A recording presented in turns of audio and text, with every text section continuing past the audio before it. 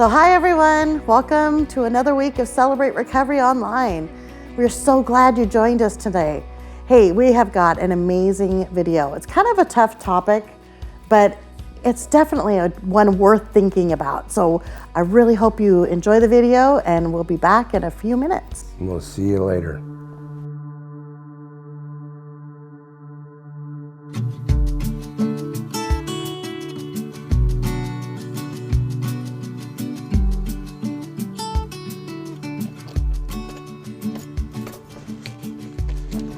I really enjoy my time alone with God every morning. I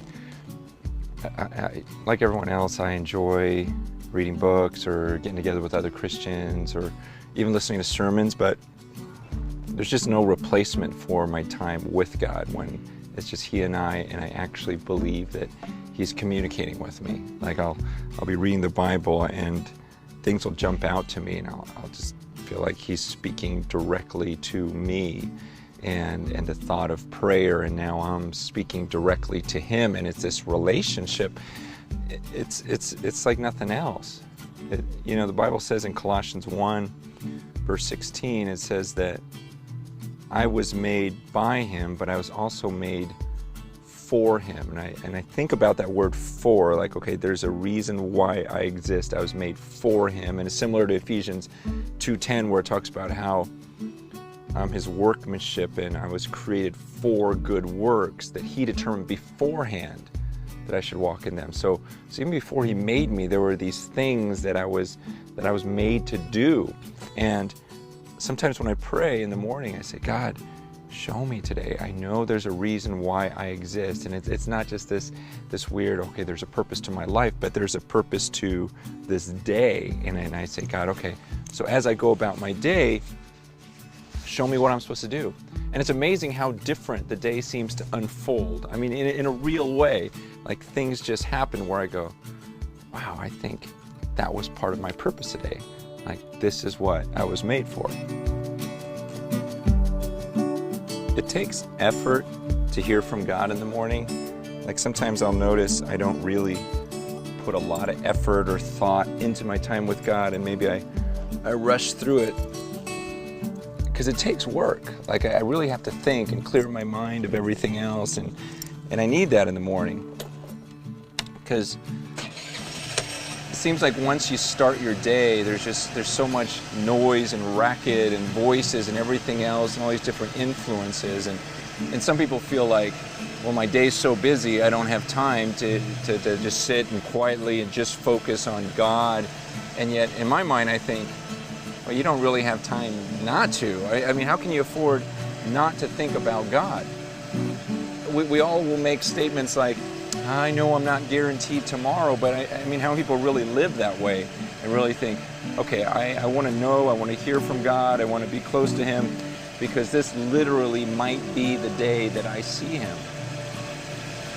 I mean, isn't that the most intense thought, to think that there's no reason why today wouldn't be the very day that I actually stand before the throne of God and see Him?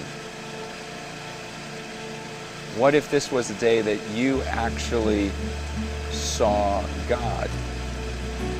I mean, I've read about Him, I've spoken to Him, I think about Him, I have this relationship with Him my whole life, but that is the craziest thought, to think that I literally could see Him today.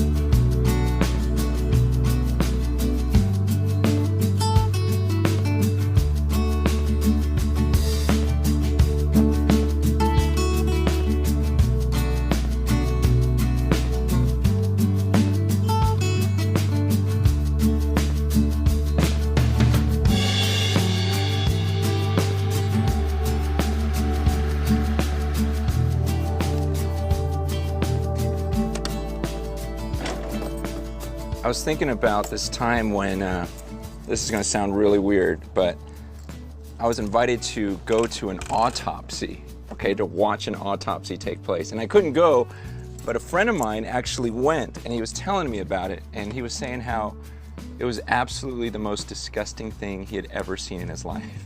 Because he says, you're watching, here's this human body, okay, imagine this. He just died not that long ago, sitting on a table, or laying on a table, and the guy just comes and just cuts him right up the middle, spreads them apart. Then he takes like these garden like lopper type of things, you know, that you would break branches with, and he just went down each of the ribs and then just pulled the body open, and then he started pulling things out of the body, like different parts out of this guy's chest. And he was like, oh my gosh, like you can't do that to a human being. He was so blown away by almost like this disrespect for a human body. And I was thinking to myself, I am so glad I didn't go, because I think I would have thrown up. But then I thought, maybe it would have been good to go. Maybe there's something healthy about just seeing a body laying on a table and realizing, yeah, that's all it is. It's just a body, and that'll be me one day. Because sometimes it's almost like we have too high of a regard for human bodies and too high of a regard for our life on earth, and there's something healthy in seeing another human being laying on a table, knowing that, yeah, that'll be me someday.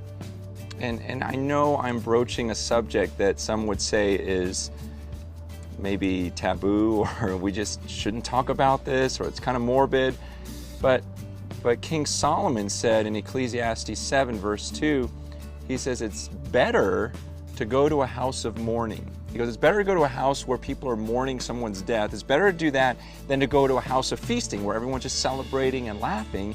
And he says the reason is, he says, because death is the destiny of every man, and the living should take this to heart.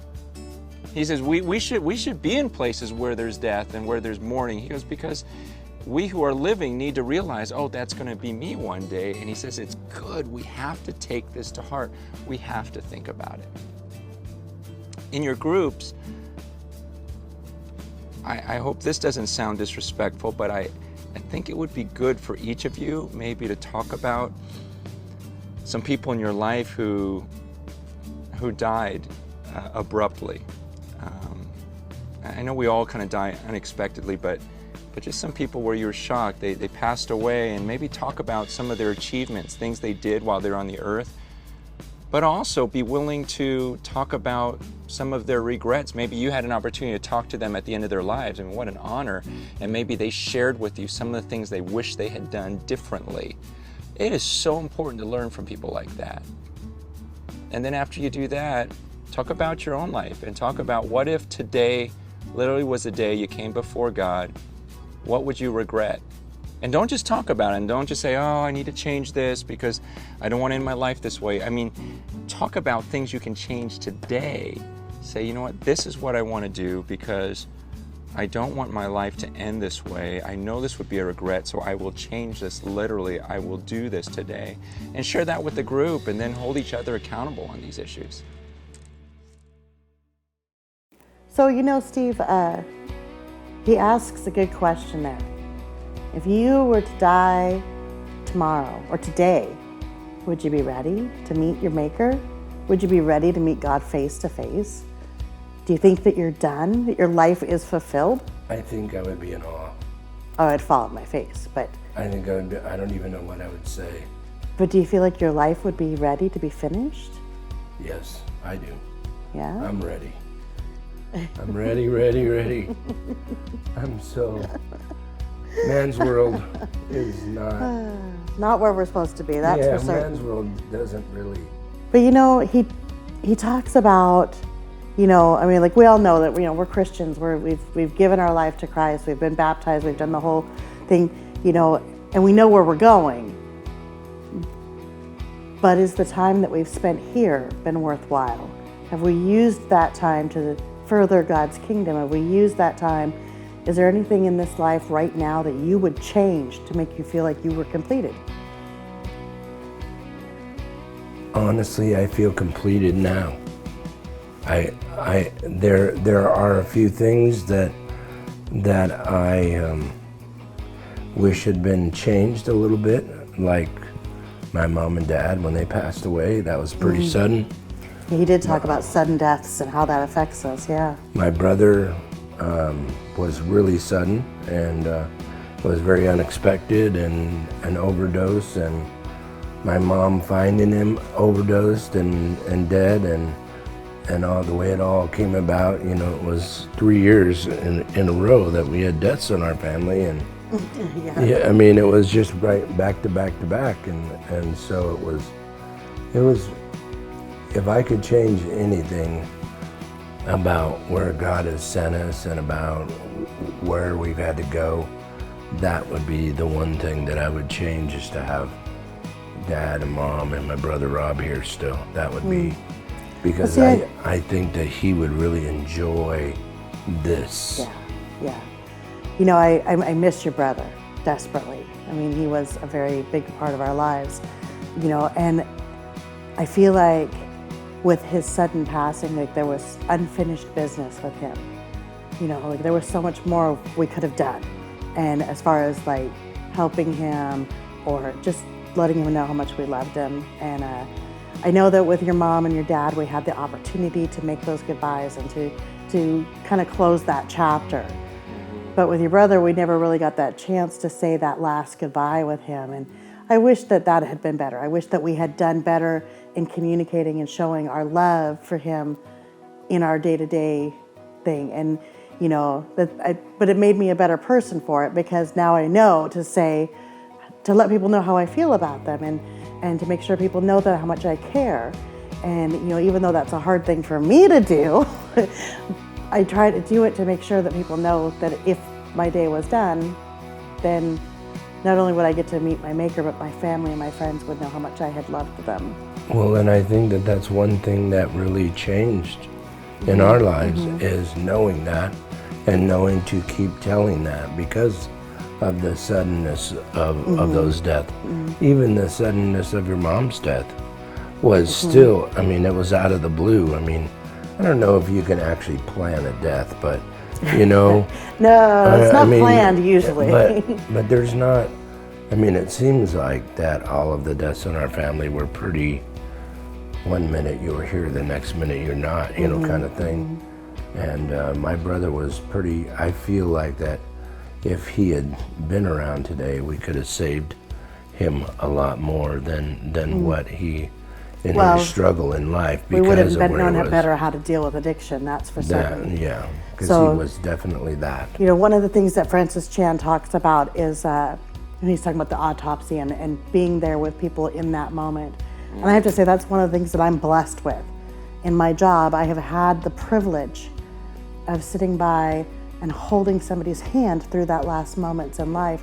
And I tell you, that is the biggest privilege there is, to be able to be there in those moments and to bring comfort and to love and to, you know, be there for the family. And, you know, just like, to me, that is a huge privilege. I know some people think that's weird, but it is a privilege to be there at that moment and to be able to just love on them and remind them how much God loves them in that last few moments of their life. But I think that's an important job, because I think a lot of people don't think about that.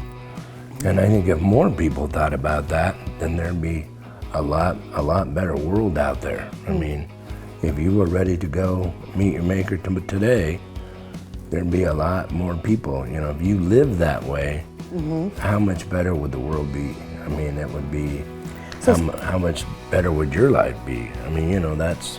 So how long does a mayfly live? I don't have a clue. Mayflies live from the moment of coming out of larvae stage into a mature adult for 24 hours. That's pretty quick. That's pretty quick, and that's how I'm going to choose to live my life. 24 hours at a time? Yep, 24 hours at a time. I guess I'm moving.